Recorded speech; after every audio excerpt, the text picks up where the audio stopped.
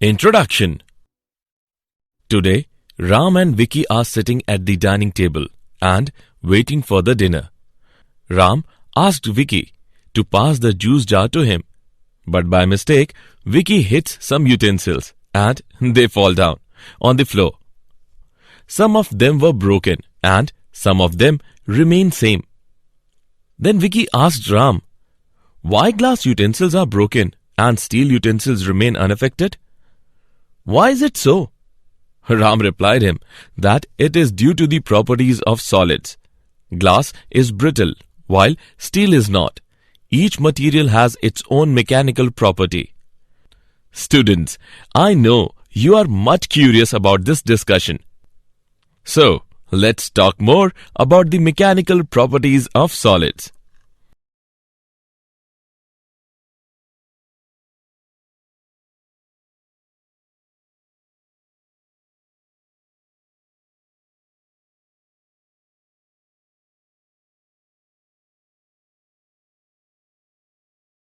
Objectives.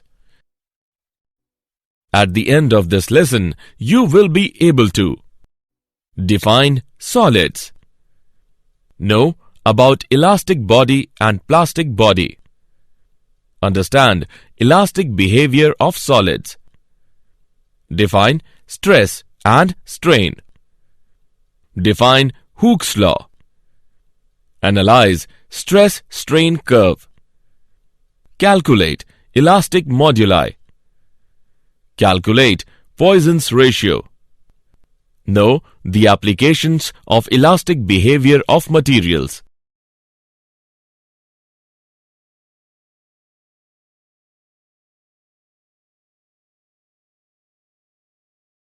Definition. A solid is that state of matter in which its atoms and molecules are strongly bound so as to preserve their shape and volume. Solids can be classified into two classes. Number 1. Crystalline solids. These are the solids in which atoms or molecules are arranged in a regular pattern. Number 2. Amorphous solids. These are the solids in which atoms or molecules are arranged in an irregular pattern. These solids are also called glassy solids.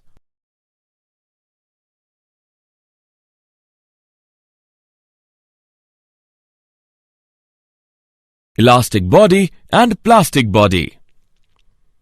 A body that regains its original shape and size on the removal of deforming force within the elastic limit is called an elastic body. Elasticity is defined as the property of matter by virtue of which it regains its original shape and size after the removal of deforming force. A body that does not regain its original shape and size after the removal of deforming force is called a plastic body.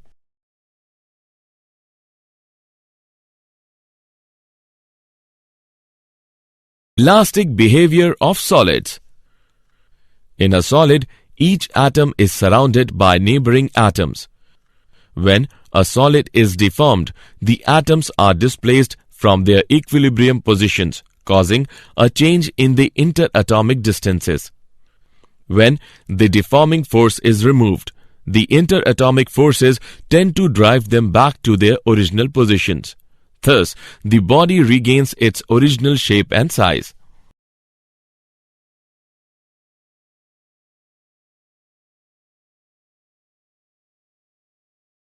Stress. Stress is defined as the restoring force per unit area set up in the body when deformed by an external force. Stress is equal to restoring force upon area. SI unit of stress is Newton meter per square. Stress is of two types: normal stress and tangential stress. Normal stress. It refers to the deforming force per unit area acting normal to the surface of the body. Normal stress is of two types. Tensile stress. When there is increase in length of the body in the direction of the applied force. Compressive stress. when there is a decrease in length of the body in the direction of the applied force. Tangential stress. It refers to the deforming force acting per unit area tangential to the surface of the body. Strain. Strain is defined as the ratio of the change in dimension of the body to the original dimension of the body. It has no unit and dimension. It is of three types: longitudinal strain, volumetric strain, and shearing strain. Longitudinal strain. It is defined as the ratio of the increase in length to the original length when a deforming force is applied.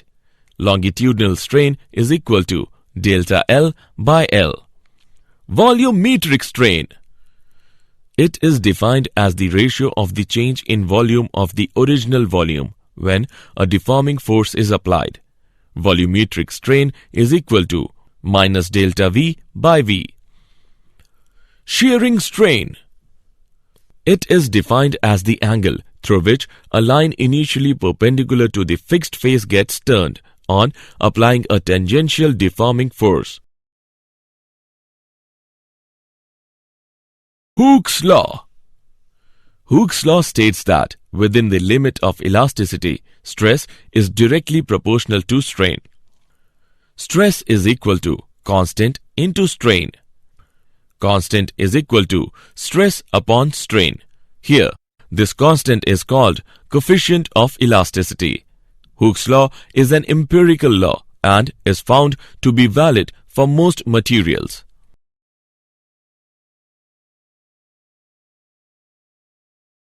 Stress-strain curve. Consider a wire suspended vertically. When the wire is loaded, a stress is developed. On loading, the wire increases in length and thus strain is developed. From the curve, we note that when the strain is small, stress is proportional to strain. This is the region OP in which Hooke's law is obeyed. The point P is called the limit of proportionality. In region PE, stress is not proportional to strain, but the wire still regains its original length when load on the wire is removed. Thus, the point E is called the elastic limit. The region from O to E represents the elastic behavior of the material of the wire. In region EA, strain increases much more rapidly than stress. In this region, the wire does not regain its original length, even when the stretching force is withdrawn. Beyond A, even a small increase in stress produces a very large increase in strain. Beyond point B, the strain keeps on increasing even if the stretching force is removed and the wire breaks at C. The region E to C shows the plastic behavior of the material of the wire. Elastic moduli. The ratio of stress and strain is called modulus of elasticity. The modulus of elasticity are of three types: Young's modulus, shear modulus, and bulk modulus. Young modulus is defined as the ratio of normal stress to the longitudinal strain. It is represented by Y. Y is equal to normal stress upon longitudinal strain is equal to F into L divided by A into delta L, where F is equal to external normal force. Delta L is equal to change in length. L is equal to original length.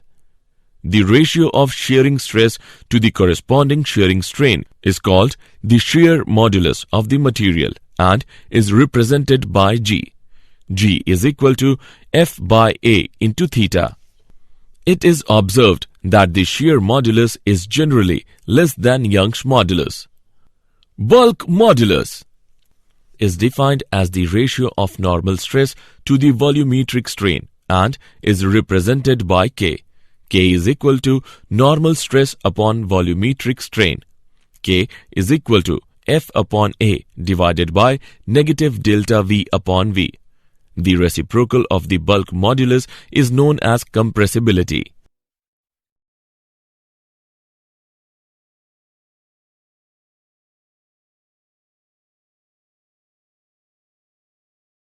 Example. Let's take an example of elastic moduli. A rubber cube of side 7 cm has one side fixed with the tangential force equal to the weight of 200 kg is applied to the opposite face. Find the shearing strain produced and the distance through which the strained side moves. Given modulus of rigidity for rubber is 2 into 10 raised to the power 7 dyne per centimeter square. Let's see the solution. Given value R, L is equal to 7 cm and F is equal to 200 kgf. Converting the value of F into dynes, we get F is equal to 200 into 1000 into 981 dyne. Eta is given by 2 into 10 raised to the power 7 dyne per centimeter square. We know that area of the face of the cube A is equal to L square. Putting the values of L into above equation, we get A is equal to 7 into 7 centimeter square is equal to 49 centimeter square. We know that eta is equal to F upon A theta. By putting respective values, we can calculate the value of theta, which is equal to 0.2 radian. Shearing strain is given by delta L upon L.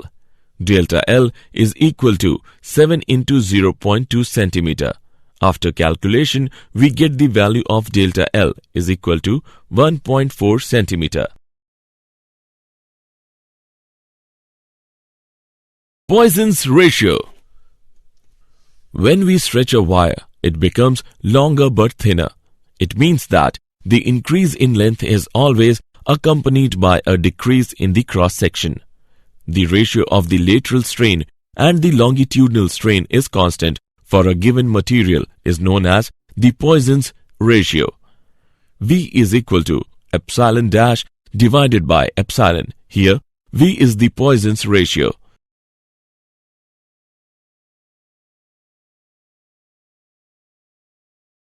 Application of elastic behavior of materials.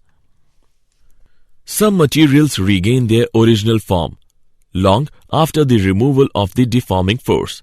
This delay is called elastic after effect. Generally, suspension are made of quartz whose elastic after effect is very small. The metallic parts of machines should not be subjected to stress beyond the elastic limit, otherwise they will be deformed. The railway track beam's cross-section is I in shape. It gives an advantage of lightness and the flanges are able to withstand the compression and tension force due to loading. The thickness of the metallic rope needed to lift a given load is decided using the knowledge of elastic limit of the material of the rope and the factor of safety.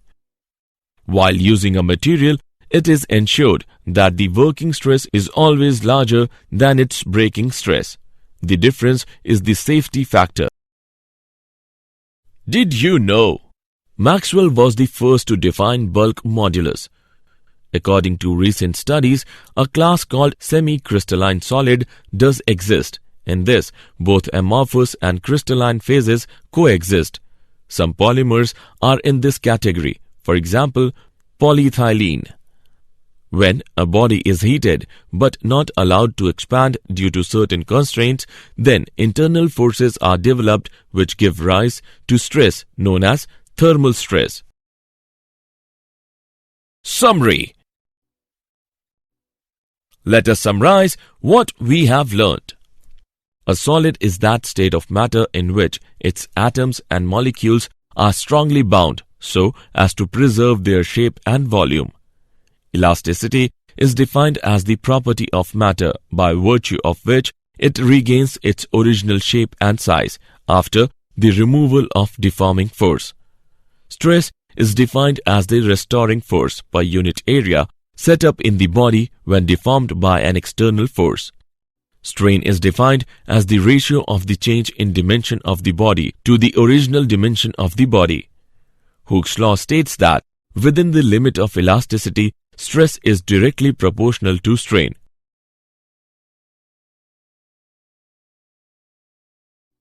Young's modulus is defined as the ratio of normal stress to the longitudinal strain. The ratio of shearing stress to the corresponding shearing strain is called the shear modulus of the material. Bulk modulus is defined as the ratio of normal stress to the volumetric strain. The ratio of the lateral strain and the longitudinal strain is constant for a given material is known as the Poisson's ratio.